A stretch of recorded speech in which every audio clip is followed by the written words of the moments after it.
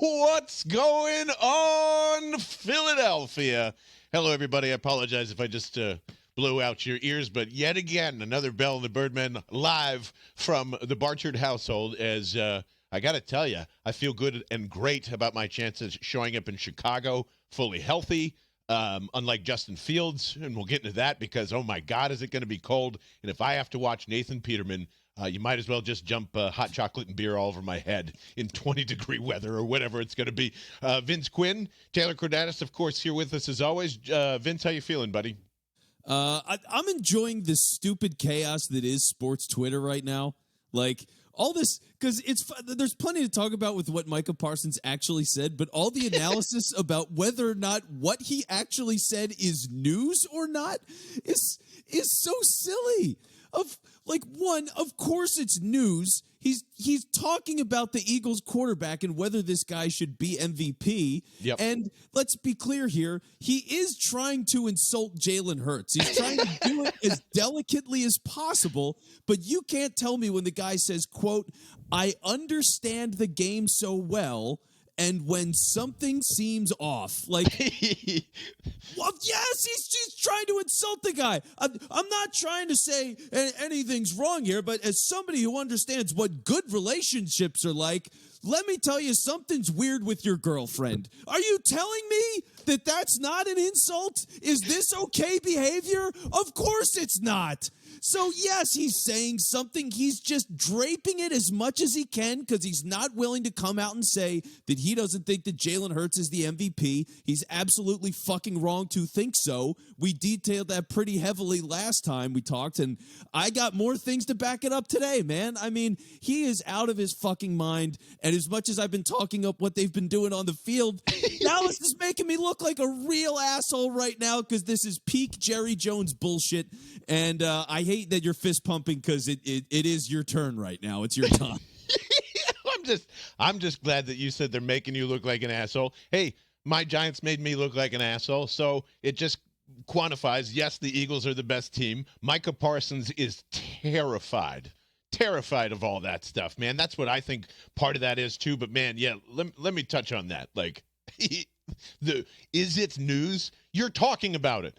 So it's news. Like, there doesn't need to be a question mark at the end of that.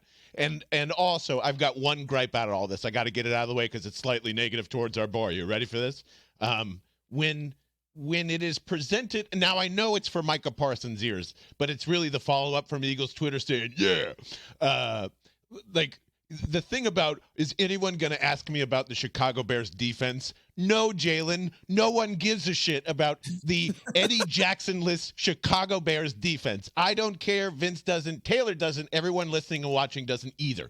And to have this sudden uproar of like, yeah, I don't like the drama. Why aren't you asking him about the game, man? And all this other stuff. Because it's not interesting at all. Because everyone knows what's happening. You're like, for the reasons I just said.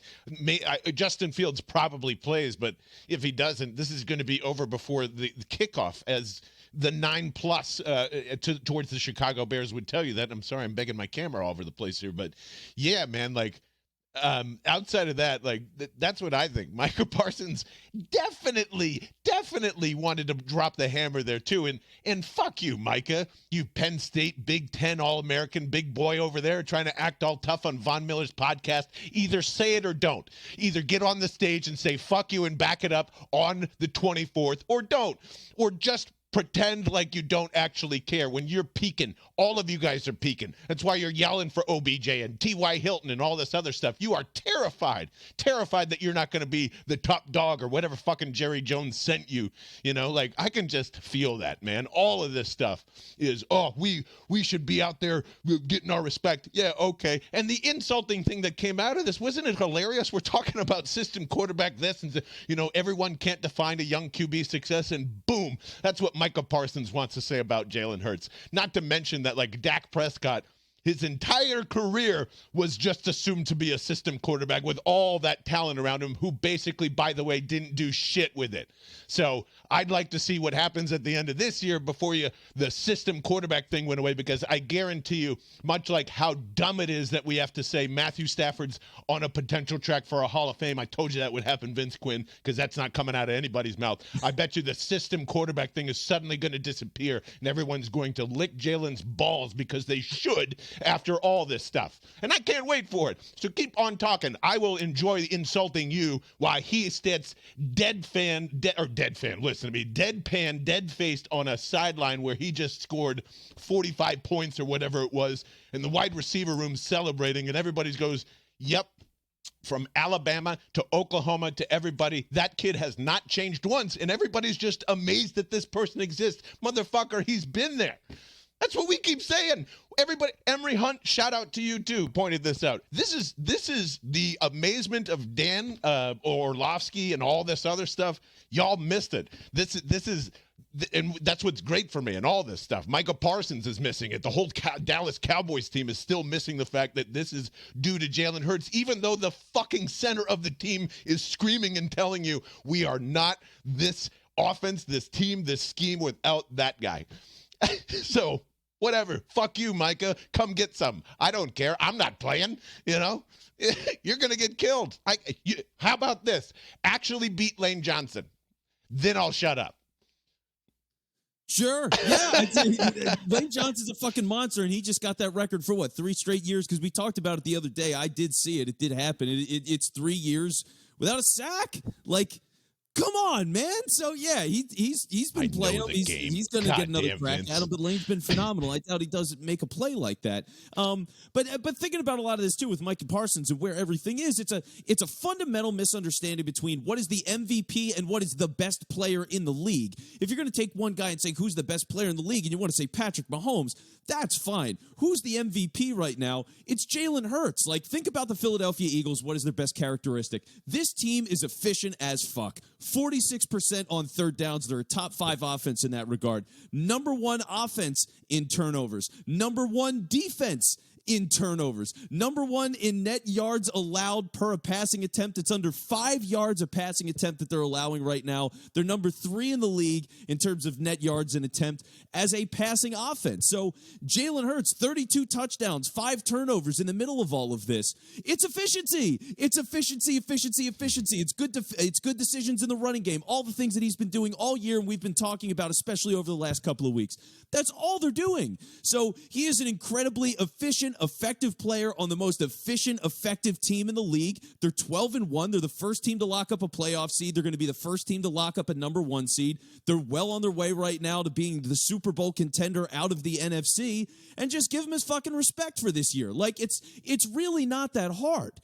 Just look at the big picture here and see where it all is. And it's pretty obvious that right now for Jalen Hurts as the quarterback of this team, despite everybody being good, he's really good. Like, nobody's carrying him. No one's dragging him anywhere. We're not saying, oh my God, the wide receivers are masking Jalen Hurts, or the offensive line is masking Jalen Hurts. Because you know what? For all those guys, they're making good plays, but when they break down on the offensive line, he's running out of it. When the wide receivers are catching all these passes, his ball placement's spectacular. So you tell me who's carrying who. So at this point, it's Jalen Hurts. He is the guy. It's an easy decision, and just give it up. And I don't know if I said it on the last show, but if you want to say A.J. Brown, and that's the decision, that's the difference because he's the only thing that has changed in the offense, great, fine. I don't care. It doesn't matter in the long run because you know you're not going to win the Super Bowl. You know you're not going to be standing there in that NFC Championship game, and it's going to make you pissed. You know, like, man, these guys just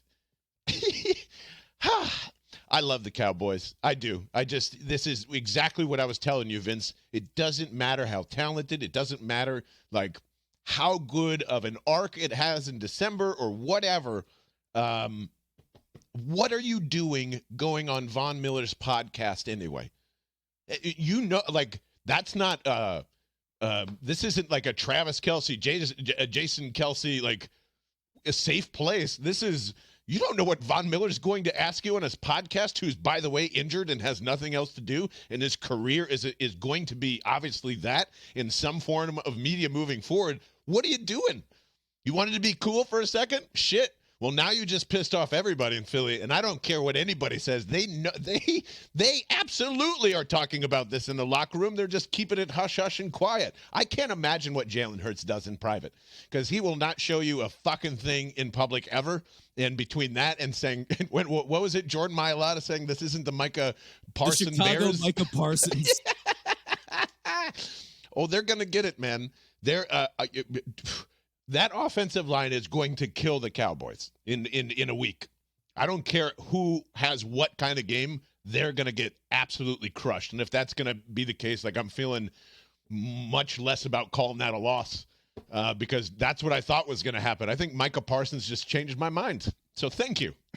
He might have changed the dynamic, and like it did spark something. Just thinking about Dallas overall, because again, the Jerry Jones mentality and how he fucks with this team. It just feels like he's constantly trying to recapture those 90 Super Bowl teams. And it's the personalities, right? It's Deion Sanders. It's Michael Irvin. After that, Des Bryant, one of the big names that they took at the top of the draft. Zeke, taken at the top of the draft. Like, big ego, big personality, very flashy, generally me guys in a lot of different ways. And that's what you get. That's why all these guys talk. That's why Trayvon Diggs had that thing. He's like, hey, make sure you please credit me for that interception. And like Jaron Kearse had some tweets coming out of like, hey, if you say this about one team, you're going to say it about us a little different on Twitter and whatever. They have a lot of things in general where the personalities just it's too much flash. And it's part of what makes them good, but it's also what hurts them as a team. And like, yeah, you see the Eagles, it just brings them together more, and they're well built for this. So for Dallas, as much as the talent, the coaching is there, and I will not back down from that. They are one of the best teams in the NFC. It doesn't help you in a situation to tell a better team than you, a more talented team than you, that their quarterback, who is the heart and soul of the organization, is not really that good in your estimation. Like, what a mistake. Yeah, do you remember way back during, and now it really does look foolish bringing it up and kind of talking about it, and this is maybe another cold take that you and Taylor can go find, because I know this is very dunkable on my part. You remember back in May when Derek Gunn kind of brought up the fact of like, hey, Jalen, not that great of an OTA. Everybody's going, what? And I was sitting there going like, listen, Derek Gunn isn't talking to the water boy, speaking of that, it's probably coming from somebody, and I don't know if that was to piss him off or to do whatever, but shout out to Chef Scott, who has always thought this from the beginning of the season. All of these little things that have filtered through that, because, Vince, you're talking about he is so loved in that locker room and so protected that everyone came out like vultures during that report, and rightfully so now. A.J. Brown, everybody was like, man, if you think this motherfucker's having bad practices, I'm going to show you. And I think that's where the Hurt season started to catch a lot of fire, and shout out to Lord Brunson for, capturing that in a hat. But I think it all stems back from some form of like, how do you not recognize that early on in the season, that they're going to die for this kid?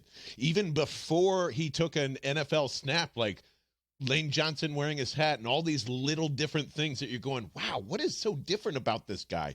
And I think that's what makes everyone mad, because I guarantee you, like you said, Vince, the Cowboys, it's flash. It's showing that personality all the time. It's trying to capture that 90s swagger. They don't care like what you talk as long as you go out and play. And they probably look at Jalen and go, look at this Rudy asshole. Look at this all heart, guy that stems from all this. And it's probably like, and he can't be this good and this good of a teammate at the same time. There's got to be a flaw there. There's got to be so I think that's what makes them mad. On top of that, he's this like perfect statuesque teammate that you couldn't build in Madden. Like, he's captured everybody in that locker room, and everybody's sitting there going, you just like him. He's not that good. And then they go and play against him, and then they get spanked, and then everybody kind of shuts up, which is always why I've respected Darius Slay for more or less. And I love the trash talking. So this is an anti-trash talk take, but like, Darius Slay will never say anything bad because of all of this. He's lived too many seasons in Detroit, and he's like, you know what? I've seen too much bad shit. Let's just keep all the good stuff where it is. And I think Micah's going to learn that very soon. Like, this will last as long as you keep playing really well, and I don't doubt that he will. But man, if he starts falling off it looks terrible, and I'm excited for whatever happens in the next few years with this Cowboys-Eagles rivalry. It seems like it's getting back into business finally. Yeah, no, it certainly is. And look, if Dallas loses and Micah Parsons doesn't do anything on Christmas Eve, he's going to get killed by everybody everywhere. It's going to be an awful look for him. So this is what you set yourself up for. So be it. But again, man, look, Jalen Hurts is the closest thing I've seen to Tom Brady in quite some time. I've said it before, and I'm going to keep saying it. Oh, man, you had to be there. I've already been there, John. We were doing You're so good. Goddamn right. You're goddamn right. I'm going to be there. Okay, but you've seen the Tom Brady photo of him getting ready for the draft. He looks flabby as shit. He's the most uninspiring guy you've ever seen in your life, and he got drafted in the 6th round. And what happens when that guy does well? First, it's probably the team. Oh, it's Belichick. Oh, it's the defense. And then slowly over time, people realize he's just efficient as fuck. He knows the game in and out. He's committed as you can possibly be. Always in the building, all the time. Always studying. Respect of his teammates. Command of the offense. All that kind of shit. Tom Brady's never been the greatest athlete of all time. He's never been anything close. Nobody ever would have guessed this in a million years that he would have a career like this. Now, that's great and all.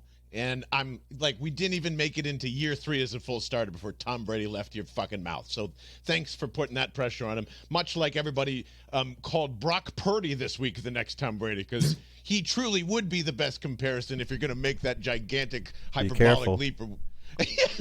Taylor's guy. Listen, we're all probably be terrified by the time we see Brock Purdy in the playoffs here, but listen, man, he is not Tom Brady, okay? Like, that's not what's happening. I don't, like, if you're going to make that type of leap, to me, he looks like Drew Brees. If you want me to be honest, he looks like Drew Brees with a little bit of a better arm. And if his accuracy continues to improve, if he has the playmakers around that, that's the comp I would use in terms of, like, where he could be as a thrower. And then God knows what if he still has, like, amazing legs his entire career. You know, like, to me, that's where I would lean. This time, he's not going to be one of the greatest quarterbacks of all time. Is that where your head is at? No, I'm just saying he's on that. He's in a similar, like, we always put guys in certain molds, and with Jalen, like, at the very beginning of this, it was like Alex Smith and Ryan Tannehill and, Russell Wilson and things like that. So you have a scope of, like, all right, here's somebody who's done it at the professional level. Here's generally what their career looked like. Here's what made them good and bad and dynamic and whatever. And just in that cone, that lens, if you will, it's kind of more of a Brady lens than anything at this point. Just because, again, for all the reasons that I just said a minute ago, he's gotten a lot out of himself. A lot of it is his personality and his drive that makes him get the most out of who he is. Because he's like, Micah Parsons wants to see Josh Allen. He wants to see Patrick Mahomes. You want the flashy throws, and he's not that. He's ruthless efficiency. So who is that? Right? Like, Brady is just one of those things I can think of. And I'm not saying 2007 Tom Brady right now, because that is like the greatest season you can ever ask for from a quarterback. He was the man that year. But is he like 2000? I think it was 2003 Tom Brady, where he was third in the MVP Taylor, voting. it's killing me. It's Taylor, early career Brady. He was not a god then. People were like, it's Peyton Manning, and it's like beginning of Drew Brees being the guy. Like, Brady was just coming up then and beginning to get the status of the guy, and that's where I think that's the beginning of Jalen's arc right now, and it's just where it goes from there. You know what it is, and this is where, like, I was always afraid to get into the intangible discussion with Jalen and, like, why people miss all this stuff, but it's probably fan fiction and locker room fiction, right? But you have all these people saying, yeah, I think John Clark's doing a piece on it. Jalen is the first car in and the last car out. Everybody is. Like, everybody has said that. They go through the locker room, same cut, same cut. I just think he has the Michael Jordan, LeBron James, Kobe Bryant, ice killer mentality of, you are going to fucking have to kill me before I reach my goal. That's what it is. And maybe that's what you're saying with Tom Brady or whatever. Mentally, sure, if you want to say, like, I am going to absolutely destroy my enemies, and I don't care what it takes. I don't care about the noise. I'm just going to be a very stoic person. Fine. But please never, ever, ever, ever mention that I don't think he's going to be the greatest of all time. I just think He's going to be a franchise quarterback that is going to be in the MVP discussions year in and year out. He'll float between tier 1 and tier 2, and that's an amazing place to be. And he doesn't limit himself. So maybe maybe this is all ridiculous, and you guys can dunk on this, when John didn't think John was trying to quiet down Vince Quinn from Jalen Hurts being the next Tom Brady, and then he becomes it. So I don't foresee that type of major shoot up here. This is a second-year quarterback, second-year offense that's been really, really great, and let's just enjoy that. I think that's. Well, here's part of it. First off, I think it's funny that you go, Tom Brady's ridiculous, but also let me list simultaneously LeBron James, Michael Jordan, and Kobe Bryant. The tick in the locker room, the work ethic. It's not. I'm not saying. I don't know how you compare an all-time NBA great to a quarterback either. That's kind of ridiculous too. But I just think of all the documentaries that I see, because you rarely see them from football players. When basketball players talk about how much they want to destroy somebody on the court, fuck me. I wish there was more of that in football. Mic everybody up, please. Yeah. Yeah, anyway. but Tom Brady, for what it's worth, Tom Brady went through so many different phases, right? Tom Brady is David Bowie. There's 70s Bowie. There's 80s Bowie. There's Tom Brady with long hair. There's Tom Brady with a fat, ugly face. Now there's supermodel Tom Brady. There's so many. Now there's maybe really broke Tom Brady. Yes, there's been a lot of phases to this guy. He's been through a million places. But for where Tom Brady was before, 06 was really when it got to that point where everybody accepted that him and Peyton Manning were neck and neck, and nobody wanted to acknowledge that for quite some time, even though he had won Super Bowls at that point. Brady, early in his career, was a superstar game manager, which I again said on Tuesday, and that's what Jalen is right now. That's really what I'm getting at. It's the superstar game manager, absolute killer instinct as a player. He says the incredibly boring things. He's excited to do that. That is his persona as a football player. They have a lot of things in common. I'm not saying he's going to be the greatest passer of all time. Okay, I'm going to make you mad. I'm going to make you really mad. You know who else you're describing earlier in their career who thought, man, this guy really looks like Ben Roethlisberger type of numbers, Peyton Manning type of numbers, a mentality like Tom Brady, who is really boring, really hardworking, but just, man, everybody's saying this guy's a system quarterback, but year in and year out, his EPA keeps rising. The offensive numbers keep rising. If he just had a good offensive coordinator, I think you'd see that. I think he's worth the money. Do you know who I'm describing? Who? Dak fucking Prescott. So can we stop with this shit? Can we please stop putting all of this on we do this every fucking time too, and it annoys the hell out of me. And I'm not blaming Vince Quinn. I'm just saying, no, blame me. Blame me. I can take it. Okay, I'm blaming Vince Quinn for all of this. This is stop. Yes, everyone is on track to be a something because, like Tom Brady and Roethlisberger and those guys, that just proves people have to develop no matter what your floor is. So. And comparing eras now, which is going to drive me crazy because now everybody's going to say Justin Jefferson is just as good as Megatron. No, he's fucking not. Megatron is an anomaly, an amazing human being, and if he wasn't in Detroit, we wouldn't even know Justin Jefferson's fucking name. That would be disgusting to compare it to. This yard shit that keeps coming into the oh, look how many yards this quarterback has versus, yeah, man, in 10 years, it's skyrocketed. So you're always going to have comparable numbers in this day and age to what those guys were doing because those guys were still running split back fucking 2 tight end Jerome Bettis bullshit. It's not the modern era still in what we're seeing. So please, Vince Quinn, you're responsible for all NFL media from now on. Can we ban Tom Brady? And I will ban the words LeBron, Michael, and Kobe from ever entering out of my mouth in this podcast as well. It's so ridiculous every time. Look at where this quarterback's on track. Yeah, dickhead. The offense advanced a couple of years since Tom Brady was in his rookie year, who's doing the same thing too. Anyway, rant over. Anyway, tell me how good Jalen Hurts is again. Yeah, he reminds me like an early Tom Brady, so I'm not banning it. Okay, great. It just is. It is what it is. I can't think of a better comparison. So what you're saying to Micah Parsons is, shut up, eat your Wheaties, and maybe someday you can be at a level that Tom Brady is at your position. Yeah, and for Micah Parsons, Taylor. I mean, it's interesting for him because people have already been like, well, he's the second best defensive player in the league. So you're getting to these things like J.J. Watt, I mean, J.J. Watt. And guess what, Micah? I don't disagree. Yeah. I think you're one of the best pass rushers in the league, if not the best, and I was wrong about that. So I can say that. Now go say Jalen Hurts is MVP, and everybody will be smiley happy, except for on the 24th and the 25th and the 26th. And I am begging Jalen Hurts now, Vince Quinn, if they do, in fact, not only win, if they somehow boat race Dallas, I want Jalen Hurts to give us a better version of what Jeff Garcia gave us in 2006 and just smile at the camera and say, Merry Christmas, Micah, and just walk off the field. I'll call him Tom Brady for the rest of my life if he does that. Well, if he shakes hands after the game when he loses, then he's definitely Tom Brady, or he's better than Tom Brady. Hey, fellas, I know it's slightly a little early in the afternoon, but could I interest you in possibly a Kettle One? I don't know if you're a vodka drinker. Are you a vodka drinker at all? I mean, if I have to, if there's no brown liquor available, then yes. Perhaps maybe some Goose Island IPA. Sure. Maybe some mimosas, some Bloody Marys. That kind of I feel like we all need to get in that mode. And if this sounds appetizing to you and you are going to be in Chicago, we are having the best tailgate ever this weekend because they are putting us at the UV bar, I believe it's called, or the VU bar. The VU bar. It's not protecting us from sunshine, I don't think. But it is this very cool glassed-in place in downtown Chicago. That's, I think, or right next to the stadium, wherever it is. But 133 Searmack Road is where we're going to be hanging out. How do you spell Searmack Road for the people who want to Google this?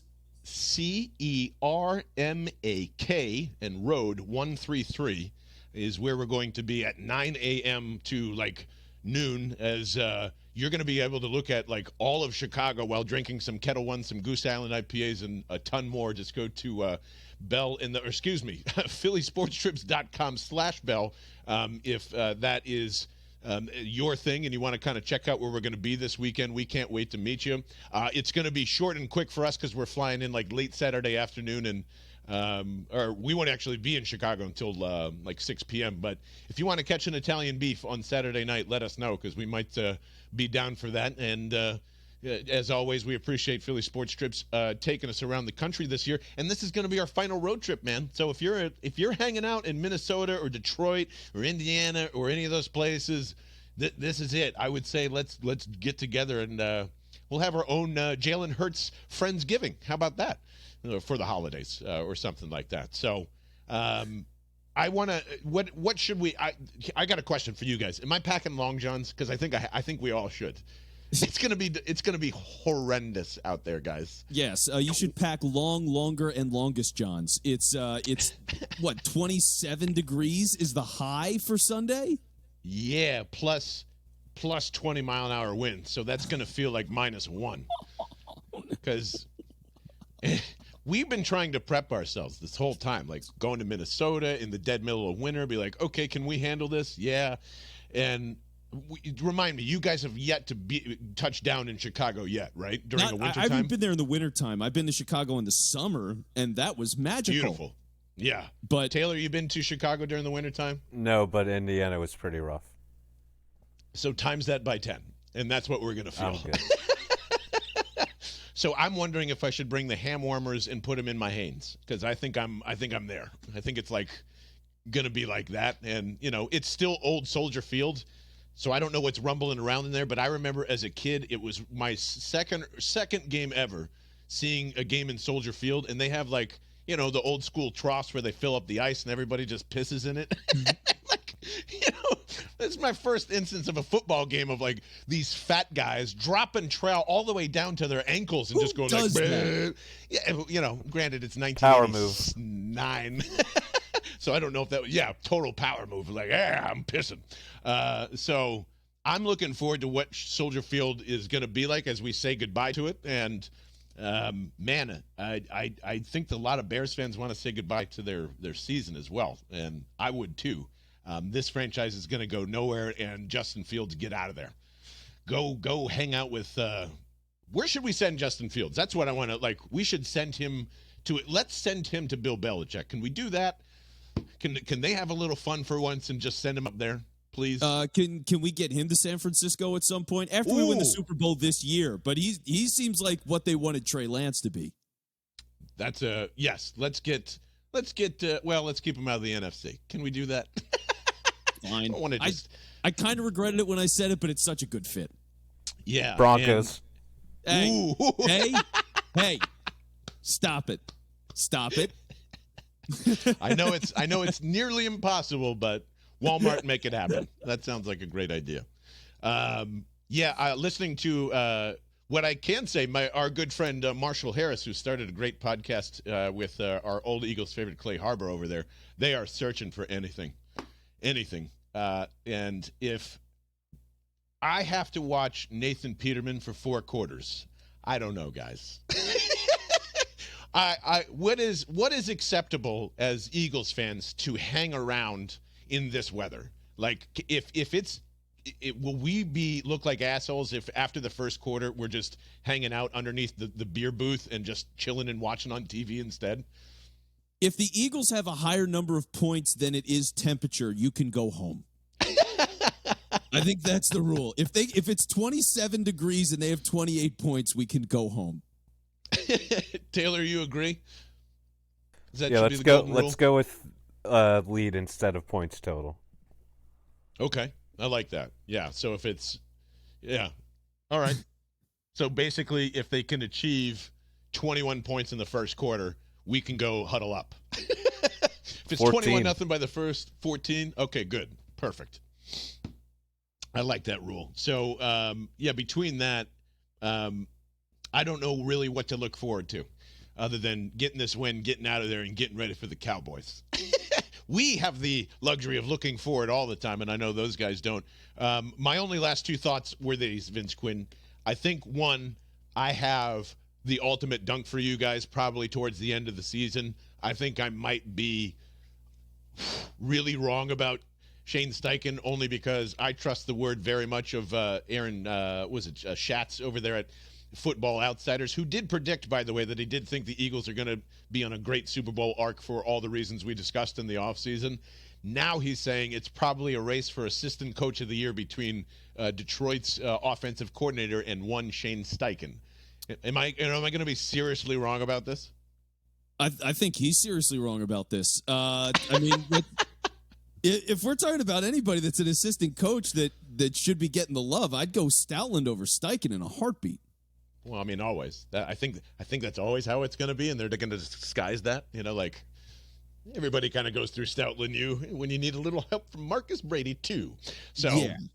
All right, something to keep an eye on. And hey, if that's pumping if he really is responsible for all the schematics that's going on here, I just want some proof of that somehow. If somebody can ask that in a press conference, that'd be great. And then last thing from me, any idea where the Bobby Boucher, Miles Sanders / Dallas Goedert thing is coming from? Did they all watch it on the bus on the way over to the New York Giants? I don't know if everybody saw this, but Miles Sanders is absolutely doing the right before Adam Sandler tackles a dude and jacks up some guy in pass protection, and then Dallas Goedert jokingly in that same Bobby Boucher voice, that's his pump-up speech coming out of the tunnel. Have we abandoned? How many themes can we fit into this season is basically what I'm asking. We've got Batman, we've got Waterboy. What else does this need? What other fiction can we throw in here? Yeah, who knows? First off, your Bobby Boucher's pretty good. Listen, me and my brother went to that in the theater probably 20 times that summer when it came out. We were jacked up, laughing hysterically. Like, I don't know, Adam Sandler's movies don't age well, but I think that one holds up pretty good. That movie's awesome. Yeah, that's a great movie. I saw it on TV the other day.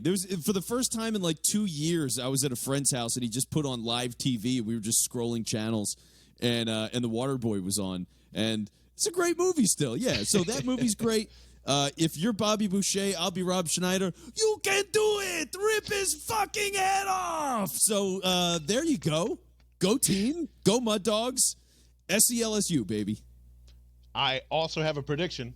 If Jason Kelce is the type of guy that I think he is going to get dressed up as Farmer Fran coming into Chicago with the nipple piercing and the overall missing and all that stuff. So, and if you're not thinking of that, Jason, please go immediately to the nearest Walmart and put that together. I know, or Walgreens, they have a ton of those in Chicago. I'd like to see that. Please tag Jason Kelce and tell him to show up as the farmer, and I think it will happen.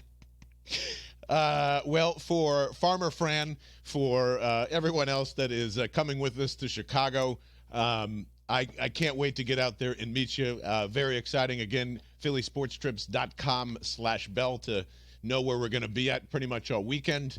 For Vince Quinn, for Taylor Kredatus, I'm John Barchard, nursing several cute children from home. Go Birds, and we'll see you on the postgame show. Okay, bye.